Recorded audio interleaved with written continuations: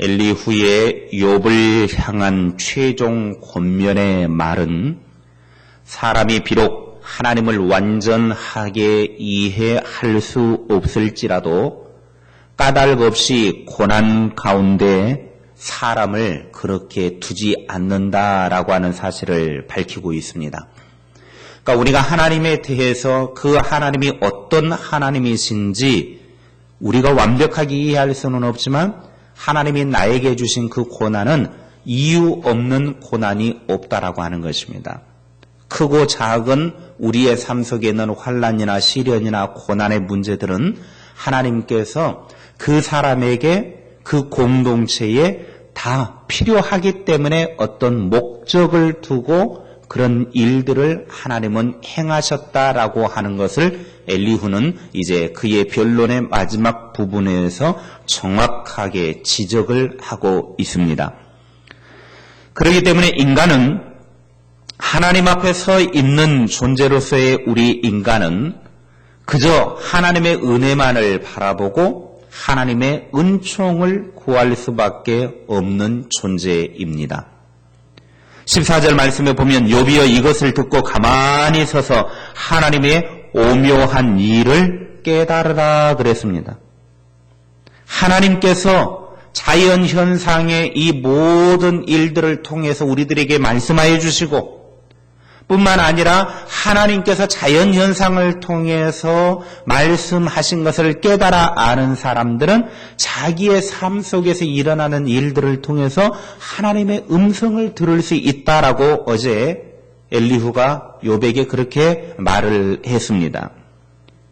이제 인간은 자연현상 속에 나타난 하나님의 절대 무한하신 능력을 곰곰이 생각해 보면 그 속에서 하나님의 섭리하심과 하나님의 계획하심과 하나님이 어떤 말씀을 들려주시는지를 알 수 있기 때문에 곰곰이 생각해 보라는 것입니다.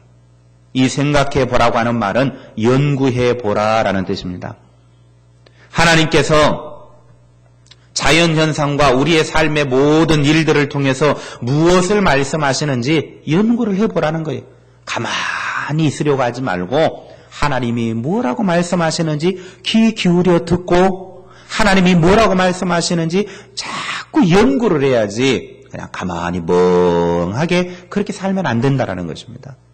오늘 엘리후를 향하여 고난받는 욥에게 욥은 자기의 인생의 엄청난 시련과 인간으로는 말할 수 없는 한 가지만이라도 겪는 것도 인간으로서는 큰 일일 텐데 욥은 인간으로서는 겪을 수 없는 모든 일들을 한 번에 다 겪어서 너무나 고통스럽고 너무 힘들고 눈물 나는 삶을 살고 있는 욥을 바라보면서 하나님이 뭐라고 말씀하시는지 좀 연구 좀 해라.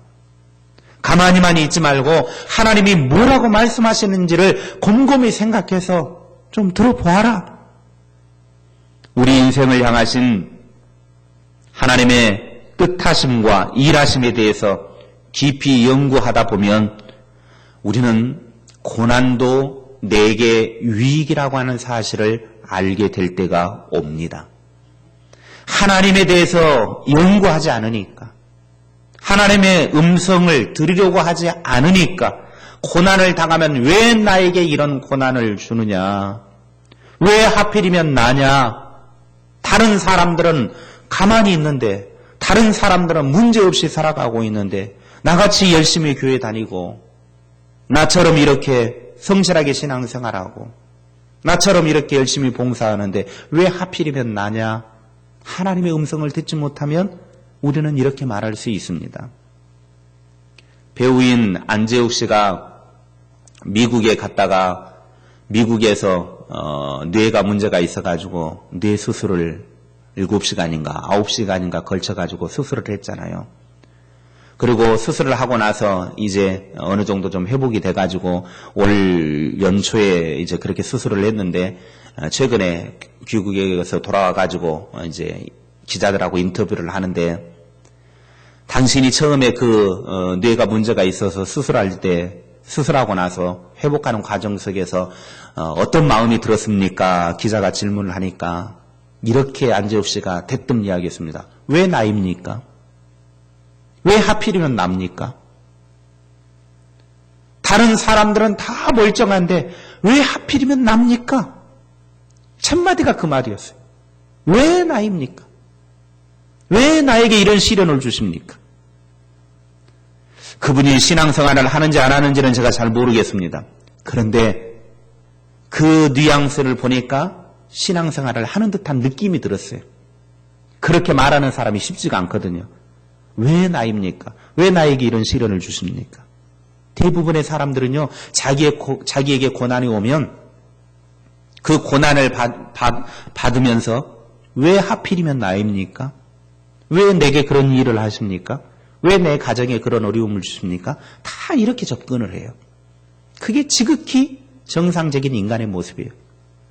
그러나 신앙의 눈을 가지고 하나님을 천천히 바라보기 시작하고 하나님의 음성을 듣기 시작하고 하나님께 시선을 고정하기 시작하면 왜 나입니까? 라고 말하기보다는 그 이후에 신앙이 성숙한 사람의 모습은 하나님의 음성을 듣고 고백하는 사람의 모습은 내게 이런 시련을 주셔서 감사합니다 라고 고백할 줄 아는 것입니다.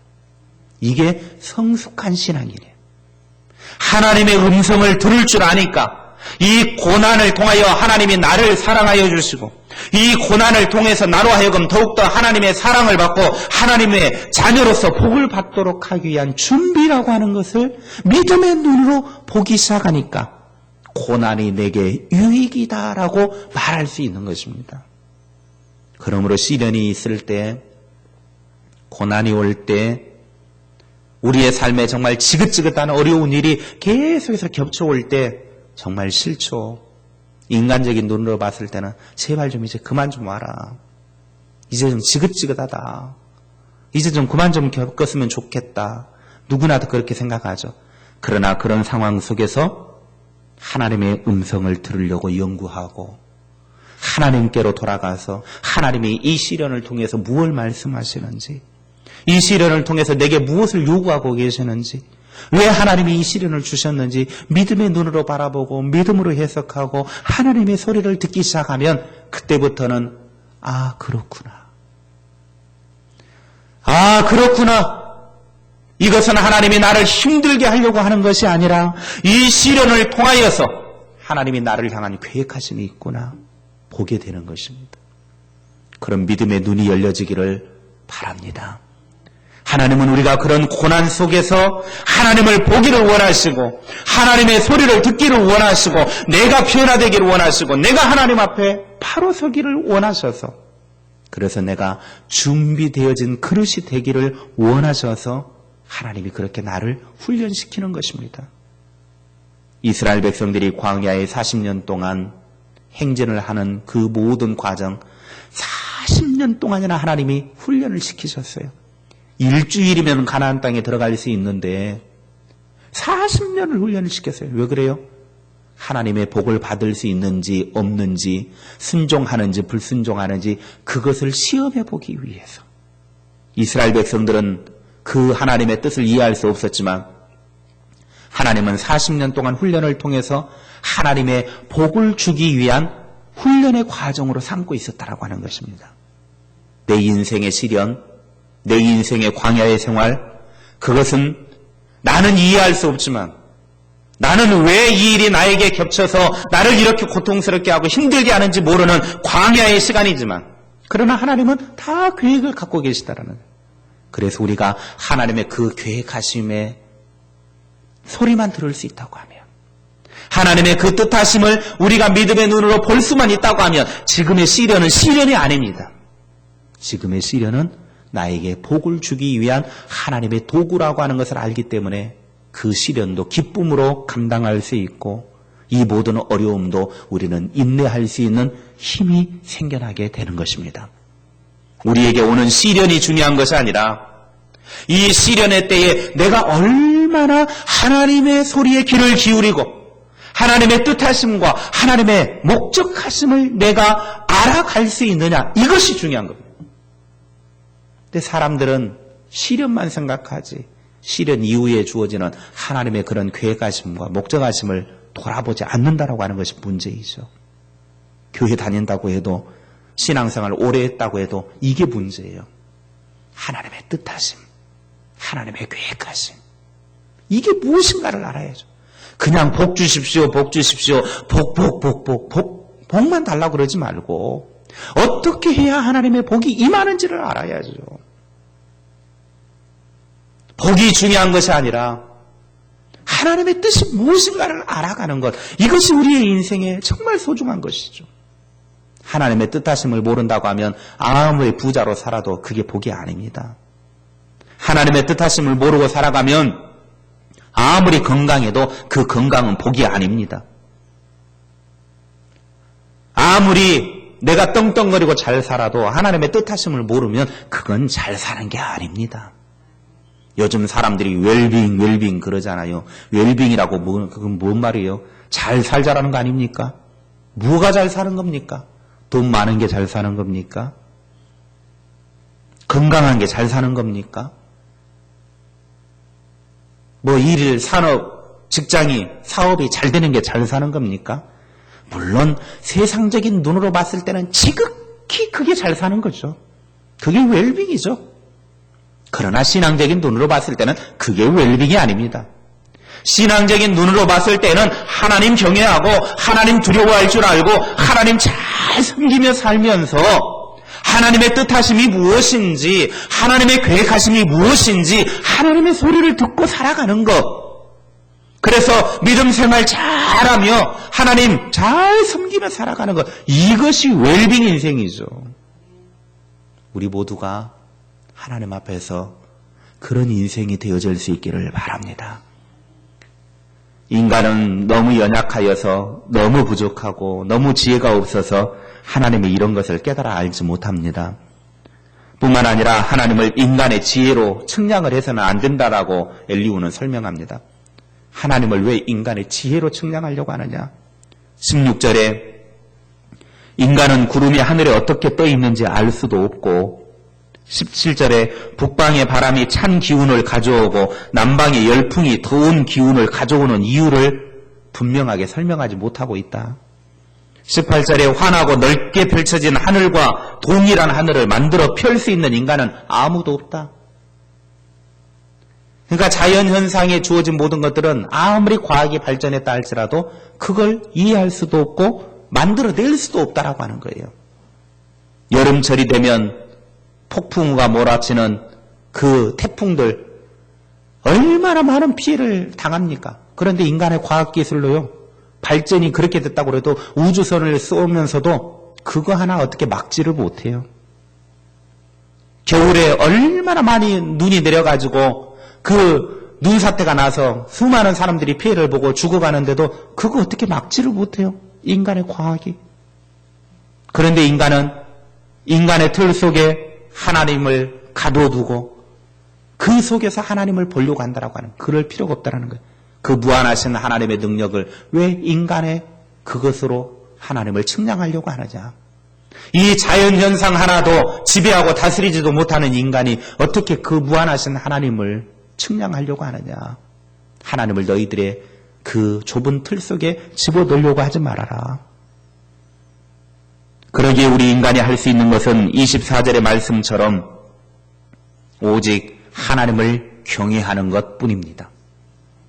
우리 인간은 지극히 자연 앞에서도 작은 존재예요. 자연 하나도 우리가 이겨낼 수 없습니다.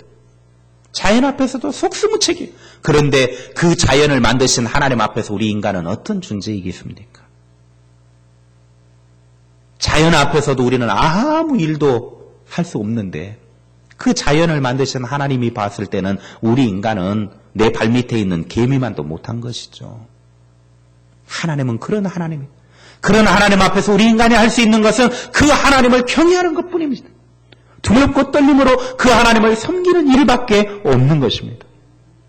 오늘 이 본문의 말씀을 통해 깨달아 알 수 있는 것은 사람이 죄가 있어서 고난에 처한다라고 하는 그런 엘리후의 새 친구들을 뛰어넘는 이 말들, 욥의 세 친구들은 욥이 고난 당하는 것에 대해서 네가 죄가 있으니까 하나님 앞에 범죄했기 때문에 이런 엄청난 고난을 당했다, 회개해라 라고 말했지만 엘리후는 아니다, 사람이 죄가 있어서 고난에 처했다기보다는 물론 그런 사람들도 있겠지만 고난에는 분명한 하나님의 뜻이 있다. 우리는 이걸 분명히 알아야 합니다. 고난에는, 시련에는 내 인생을 향한 하나님의 분명한 뜻이 있다. 그래서 이 뜻을 알아가는 것이 중요한 것이고 하나님의 주권을 인정하는 것이 중요한 것이고 내가 도저히 이해할 수 없는 일이지만 전적으로 하나님께 대한 신뢰의 문제라고 하는 거예요. 이 고난의 때에는 하나님을 향한 신뢰, 내가 비록 하나님으로부터 이런 고난을 당했지만 시련을 당하고 있지만 그 하나님은 선하신 하나님이다, 나를 향하신 계획하심이 있다, 그 하나님을 바라보고 그 하나님을 믿고 의지하고 신뢰하는 것이 중요하다고 하는 거예요. 믿는 자가 이런 신뢰를 하나님께 둔다면 비록 내가 예매하게 당하는 고난 속에서도 기뻐할 수 있습니다. 베드로전서 1장 7절 말씀에 너희 믿음의 확실함은 불로 연단하여도 없어질 금보다 더 귀하여 예수 그리스도께서 나타나실 때에 칭찬과 영광과 존귀를 얻게 할 것이니라. 내가 불로 연단하는 엄청난 시련 속에서도 그 모든 시련들이 결국은 없어질 금보다 더 귀하신 예수 그리스도 앞에서 칭찬과 영광과 존귀를 받게 된다고 하는 것입니다. 그러므로 여러분의 시련은 믿음 안에서 그 시련을 잘 이겨내기만 하면 예수 그리스도 안에서 주어주시는 영광이 있고 존귀가 있고 결국에는 칭찬을 받게 된다고 하는 사실을 믿으시기 바랍니다. 그러므로 인간의 삶 속에 일어나는 모든 것 속에는 하나님의 주권을 인정하고 하나님을 신뢰한다면 내게 주어진 시련, 그것은 시련이 아니라 그 시련을 통하여서 기뻐할 수 있고 하나님의 또 다른 축복을 사모할 수 있는 기회가 되는 것입니다. 그러므로 어떤 시련 속에서도 하나님의 뜻하심을 바라보고 용기를 가지고 이겨내는 하나님의 사람들이 다 되시기를 바랍니다. 하나님은 바로 우리에게 그걸 원하시는 거예요. 누구나 다 당하는 시련이지만, 누구나 다 당하는 고난이지만 이왕 당하는 시련과 고난과 아픔과 눈물의 골짜기를 지나면서 하나님의 뜻하심이 무엇인가를 보기를 원하시는 것. 우리 모두는 하나님의 뜻하심대로 고난 속에서도 고난이 내게 유익이라고 하는 하나님의 그 복된 소식을 들을 수 있고 하나님의 뜻하심을 볼 수 있는 믿음의 눈이 열린 아름다운 신앙의 삶을 살아가는 우리 모두가 되어지기를 주님의 이름으로 축원합니다.